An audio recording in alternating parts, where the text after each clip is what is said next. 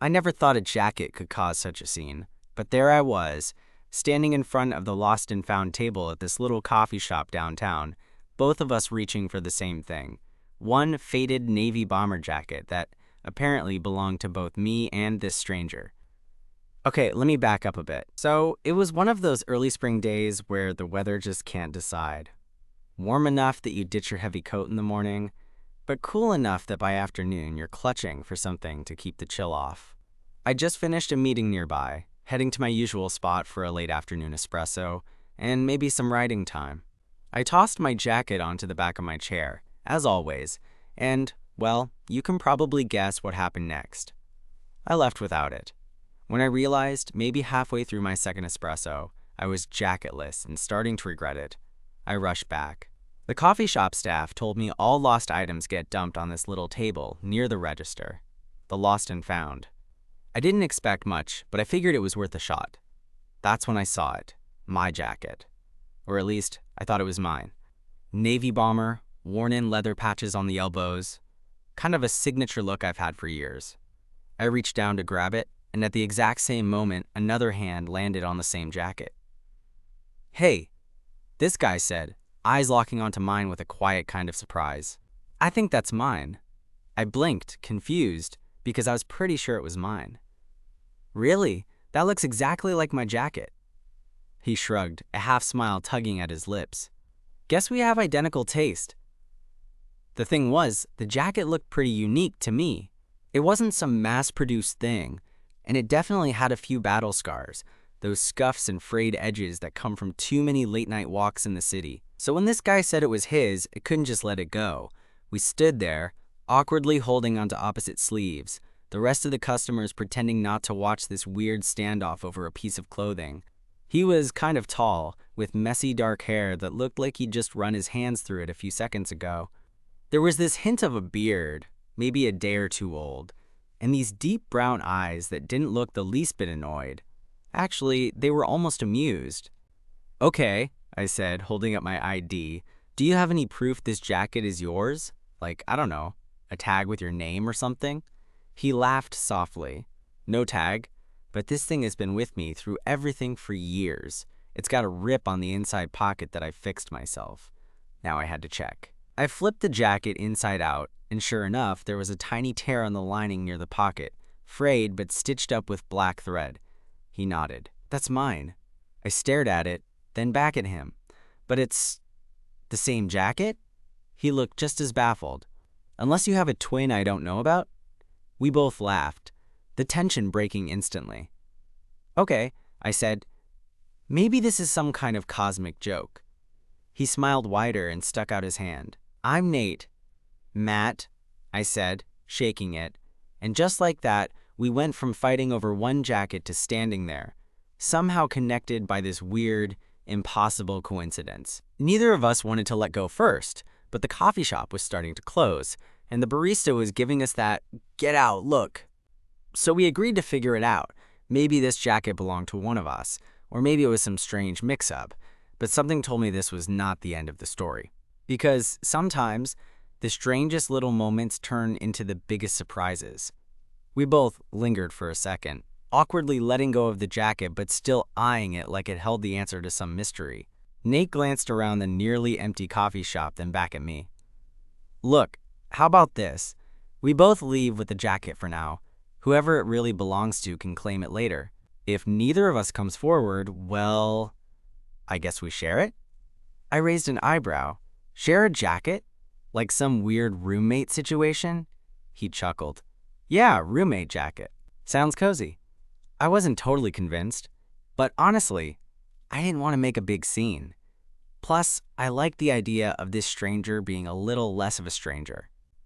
So, with a mutual nod, we each took hold of one sleeve and pulled the jacket between us. Somehow, it felt less like a tug of war and more like a handshake. "Okay, so what do you do when you're not wrestling people over lost jackets?" I asked, suddenly curious. Nate shrugged, a little more relaxed now. "I'm a graphic designer, mostly freelance gigs. What about you?" "I'm a copywriter for a marketing firm. Pretty much the opposite of freelance chaos." He grinned. "Opposites attract, right?" I laughed. Maybe. Then, like some kind of awkward first date, we exchanged numbers, agreeing to settle the jacket mystery over coffee. Real coffee. Not just lost and found table drama. A week later, we met again, this time on purpose, at a different coffee shop that Nate recommended. The jacket was draped casually over the back of his chair. "So, any leads on your end?" I asked as we settled in. He shook his head. "Nada. I even sent out a post on some local lost and found forums, but no luck." "Same here. I guess the universe just wanted us to meet." He smiled, a little softer this time. "Yeah, maybe." That's when I noticed the way his eyes caught the light when he talked, or the way he absent-mindedly fiddled with the sleeve of the jacket. There was something easy about being around him, like we'd known each other longer than a week. We talked for hours that afternoon about work, favorite movies, bad date stories, and the kind of music that makes you feel something you can't quite explain. He introduced me to this obscure indie band I ended up obsessing over, and I recommended a podcast he said he'd never heard but ended up binge listening the next night. Somewhere between the second cup of coffee and a particularly earnest debate about whether pineapple belongs on pizza, Nate tilted his head and asked, "So, what made you leave your jacket behind in the first place?" I shrugged, a little embarrassed. "I guess I was distracted." Busy day, too many things on my mind. I didn't want to admit I was freezing by the time I left. He laughed, warm and genuine. "I get that. I've done the same. Lost half my stuff that way." "Yeah?" I leaned in a little. "Like what?" "Keys, phone, a whole lunch once," he said, grinning. "I'm apparently blessed with a talent for losing things." "Sounds like you're worse off than me," I teased. "Maybe, but I like to think it just means I'm more open to surprises." That hit me in a way I didn't expect. Maybe that's what this jacket was. A surprise I didn't know I needed. Over the next few weeks, we kept running into each other at various coffee shops around the city, sometimes by accident, sometimes because we'd texted about a new place to try. The jacket was still a mystery. Turns out, we both had nearly identical ones, bought years ago from the same vintage shop that must have had a small batch of them. Neither of us wanted to admit it, but the jacket became our weird little inside joke, a symbol of how we met and how something as simple as lost property could bring two people together. One chilly evening, after a long day neither of us wanted to end, Nate invited me to a small art show he was part of. It was minimalist, kind of raw, a perfect match for his style. Walking through the gallery, the jacket hung over my arm, and Nate's hand brushed mine ever so slightly. I didn't pull away. "Funny, huh?" he said quietly. "All this started because of a jacket." Yeah, I agreed. I never thought a piece of clothing could lead to this. He smiled, eyes searching mine for a moment before he said, "Neither did I." Later, as we stood outside under the street lamp, the night air cool but not biting, I realized I was just fine with losing my jacket if it meant finding someone like Nate. And maybe, just maybe, this lost and found mix-up was exactly where I was supposed to be. That night, standing under the glow of that old street lamp, I felt something shift. The chill in the air was still there, but the jacket wrapped around my shoulders suddenly meant more than just warmth. Nate's hand lingered near mine, not quite touching, but close enough to make my heart thump a little harder. "So," I said, trying to sound casual but failing spectacularly, "what happens now? Do we keep sharing the jacket, or do I officially give up my claim?" He smirked, that easy confidence that made me want to believe whatever he said. "I think the jacket belongs to whoever wears it more, and I'm pretty sure you've been claiming it most lately." I laughed, shaking my head. "I don't know about that. I saw you steal it from me at the coffee shop the first day." He chuckled. "Fair, but maybe that was fate." I looked at him, really looked at him. The way his dark hair caught the streetlight, the crinkle at the corners of his eyes when he smiled. For a moment, all the noise of the city faded, and it was just us and this ridiculous jacket. "Fate or not," I said. "I'm glad for the mix-up." His smile softened. "Me too." We stood there for a while, the city humming around us but feeling miles away. That night marked the beginning of something I hadn't been expecting but was glad to have found. Asterisk, asterisk, asterisk. Over the next few weeks, Nate and I settled into an easy rhythm. We'd meet up at coffee shops, sometimes the ones where the jacket had first appeared, sometimes new places neither of us had tried. The jacket, of course, made regular appearances, like a silent witness to our growing connection. One afternoon, I found myself sitting across from him at a tiny table by the window, sunlight streaming in and catching the dust motes dancing in the air. Nate was sketching in his notebook, his brow furrowed in concentration. "What are you drawing?" I asked, peering over. He looked up, a little surprised I'd caught him. "Just some ideas for a new project. I'm thinking of combining hand lettering with some abstract shapes." I nodded, impressed. "Sounds cool. I wish I had that kind of talent." He shrugged. "You're good at other stuff." "Like what?" I teased. "Like making terrible puns and being stubborn enough to argue about pizza toppings," he said with a grin. I laughed. That's me. There was something about those casual conversations, easy, unforced, that made me realize how rare it was to find someone you could just be yourself around. No pretense, no trying too hard. Just two people figuring things out. One laugh, one shared story at a time. One evening, Nate invited me to his apartment for dinner. I wasn't sure what to expect. I mean, we'd gone out a lot, but this was different. More intimate. His place was cozy, filled with plants and framed art prints. The kitchen smelled like garlic and something spicy. Nate was stirring a pot on the stove, humming along to a playlist I didn't recognize but liked immediately. "Help me set the table?" he asked without looking.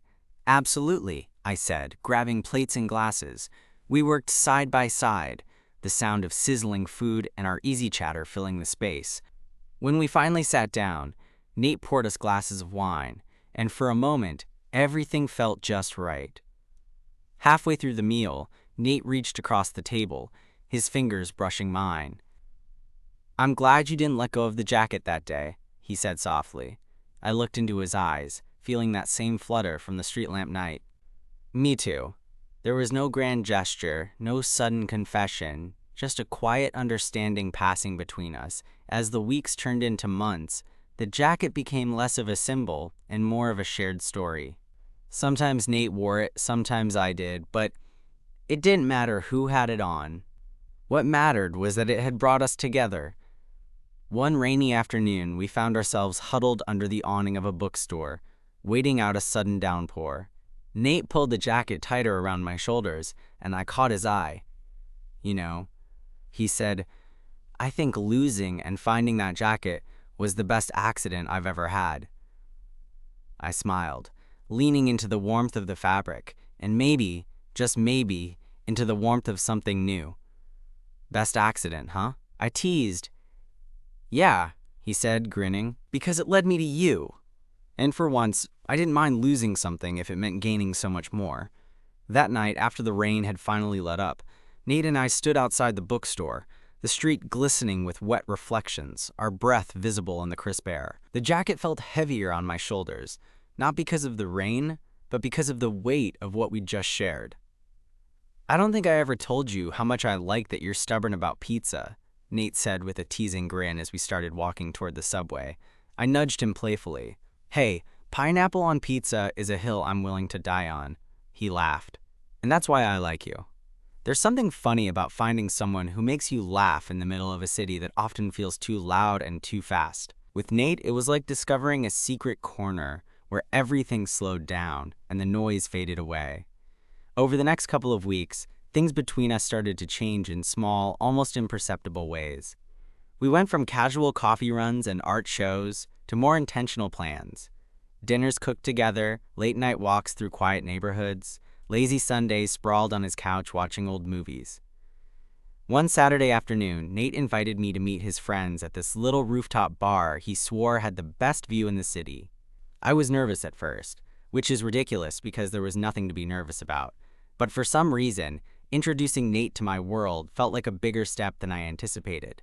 The bar was packed, but Nate's friends made me feel welcome right away. They were a mix of artists, designers, and writers, people who got that messy, creative chaos that Nate and I both lived in. As the sun set, painting the sky in shades of orange and pink, I realized how natural it felt to be there, to be with them, and most of all, to be with Nate. Later that evening, as we walked back to his place, the city lights sparkling around us, I found myself thinking, Maybe this was what people meant when they talked about finding the right person. We reached his apartment, and Nate pulled me close, that familiar warmth of the jacket around us both. "You know," he said, voice low, "I never thought losing a jacket could lead me here." I smiled. "Me neither." But then, in the back of my mind, a little voice whispered a question I wasn't ready to answer out loud. What happens next? Asterisk, asterisk, asterisk. The following week was hectic. Work deadlines piled up, and Nate was juggling a big design project. We still managed to text and squeeze in quick coffee breaks, but the easy rhythm we'd found started feeling a little strained. One evening, after a particularly long day, I found myself scrolling through my phone, staring at Nate's last message. Just a simple, "Can't wait to see you this weekend." But it felt like a lifeline. When Saturday finally rolled around, we agreed to meet at our favorite cafe. I showed up a few minutes early and spotted him sitting at the corner table, looking more tired than usual, but still smiling when he saw me. We ordered coffee and settled into the booth, and for a moment, it was like the rest of the world didn't exist. "How's your project coming?" I asked, trying to keep the mood light. He sighed, rubbing his hands together. "Exhausting, but good. Just wish I had more time to breathe." I reached across the table, squeezing his hand. "You've got this. And I'm here, okay?" He looked at me then, eyes searching mine.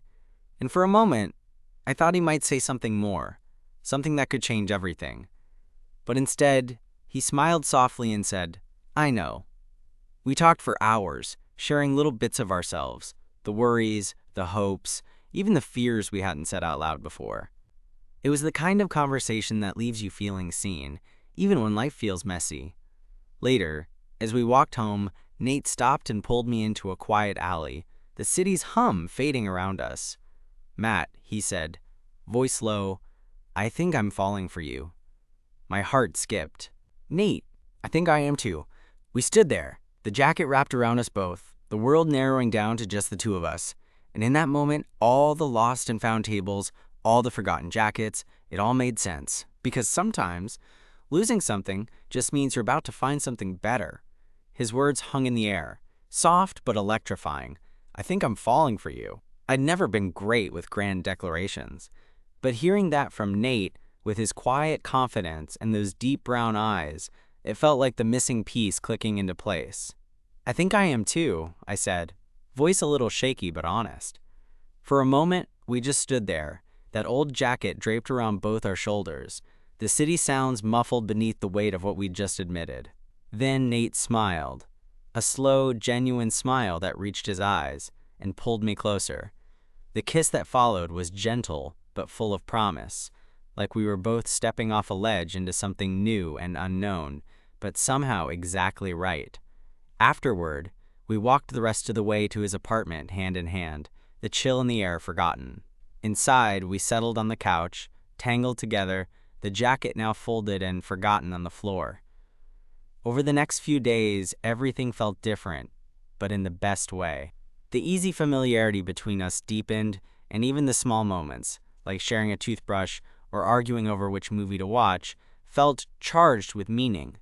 But of course, life doesn't pause just because you fall for someone. A couple of weeks later, I got a call from my boss. "Hey Matt, can you swing by the office tomorrow? We've got a big pitch and I want you there."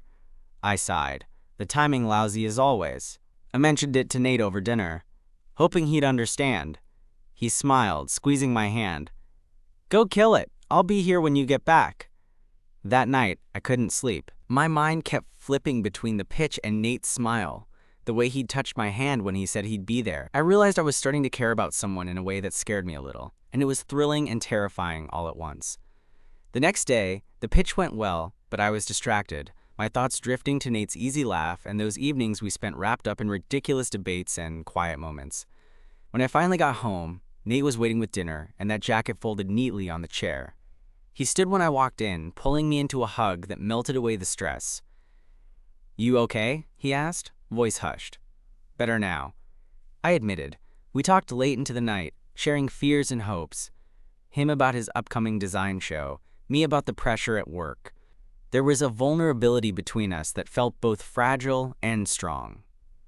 One evening, a few days later, Nate surprised me by taking me to that vintage shop where, apparently, the jacket was born. The owner recognized him and welcomed us like old friends. Walking through the cramped aisles of secondhand clothes and forgotten treasures, I realized how much those random moments, the lost jacket, the shared coffee, the late-night talks, had woven us together. As we left, Nate slipped his arm through mine. Funny how one little thing can change everything. I nodded, heart full. Yeah, like a lost and found, but for people. A few months in, and we were still figuring things out, how to blend our worlds, how to be there for each other when life got messy. There were disagreements, of course, moments when the city felt too big or the future too uncertain. But then Nate would smile that crooked smile, or send me a text that made me laugh out loud, and I'd remember how we started. Over a jacket nobody wanted to let go of.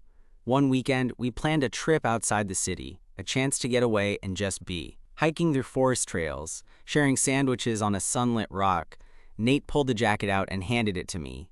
"Here," he said. "I think this belongs to you now." I hesitated, then grinned. "I think it's ours." And maybe that was the point all along. The jacket wasn't about possession. It was about connection, about two people finding each other in the chaos.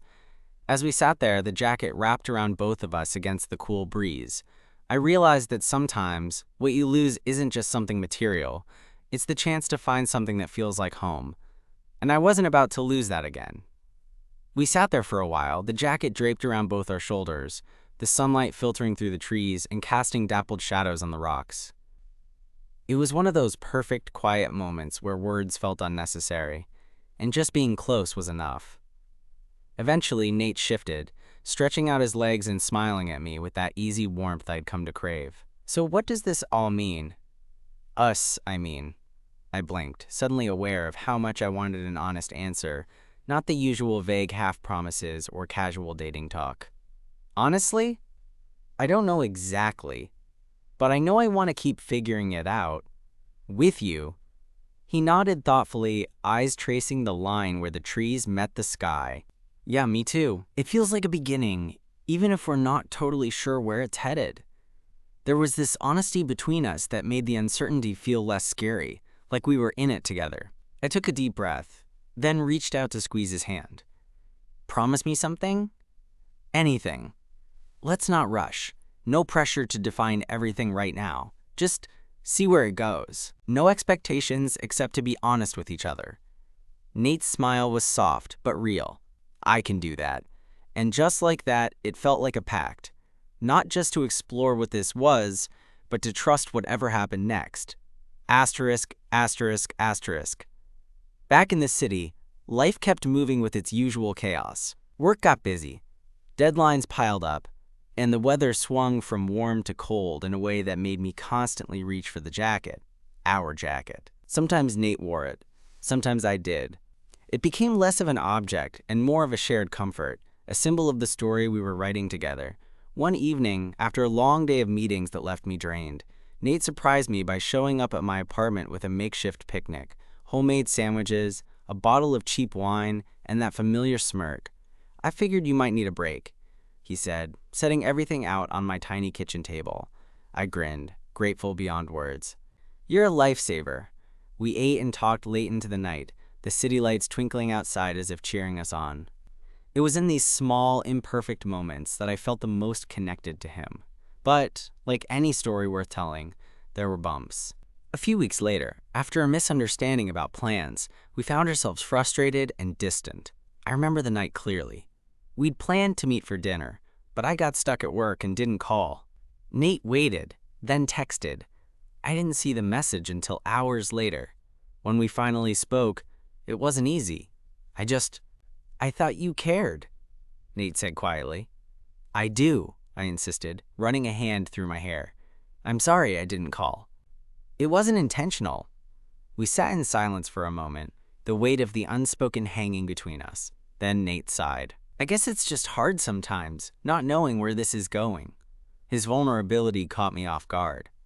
"I get that. Me too. I don't want to lose what we have," he admitted. "Neither do I said. "Maybe we need to talk more, not less." We worked through it, slowly, with late-night conversations and honest apologies.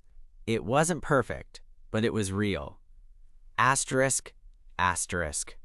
Months passed, and the seasons changed. One chilly autumn afternoon, Nate and I found ourselves back at that little coffee shop. The lost and found table long gone, replaced by a new display. We sat outside, sharing a flask of tea, the jacket wrapped around both of us once again. "You know," Nate said, sipping from his cup, "I never thought a lost jacket could lead to all this." I smiled, feeling the pull of everything we'd been through. "Me neither. Funny how life works." He looked over, eyes shining. "So, what now?" I hesitated, then took a deep breath. "Now we keep going. Together." He reached across the table, fingers brushing mine, and I felt that familiar spark, the one that had started it all. Life wasn't perfect. It was messy, unpredictable, and sometimes scary. But with Nate, it felt like home. And maybe, just maybe, that was enough. We sat there for a while, hands entwined over the small cafe table. The world turning as usual around us, but somehow quieter, like it was giving us space to breathe. Nate's gaze met mine, calm and steady, and I felt a warmth that wasn't just from the tea between us. "I've been thinking," he said softly, "about how this all started, over that jacket. How ridiculous it seemed at first." I laughed. "Yeah, who knew something so small could change so much?" He smiled, a little wistful. "It did, though. It brought us together when neither of us expected it." I nodded. "And maybe that's what matters. Not the jacket itself, but what it became. A reason to pause, to notice, to connect." There was a comfortable silence, one that felt full rather than empty. I realized that what I held on to wasn't just the jacket, but the way it symbolized the unlikely way love can begin. Messy, unplanned, and perfectly imperfect. Nate reached into his bag and pulled out something small wrapped in brown paper. "I wanted to give you this." Curious. I unwrapped it to find a simple keychain, 2 tiny matching jackets made of leather and cloth. I looked up, surprised. It's dumb, I know, but I thought it'd be a nice reminder that even when things get lost, sometimes you find something better. I smiled, touched by the thought behind it. "I love it." We sat together a little longer, just being there. No grand promises, no rush to define, just 2 people who found each other in the middle of everyday life. Walking home later, the jacket slung over my shoulders, I felt something shift inside me. Life would keep throwing curveballs. There'd be days when things felt uncertain or hard. But with Nate, I'd found someone who made those challenges easier to face. That jacket might have started it all, but what mattered was the story we were writing. One of shared moments, quiet support, and that unpredictable, beautiful thing called love. And honestly, I wouldn't trade it for anything.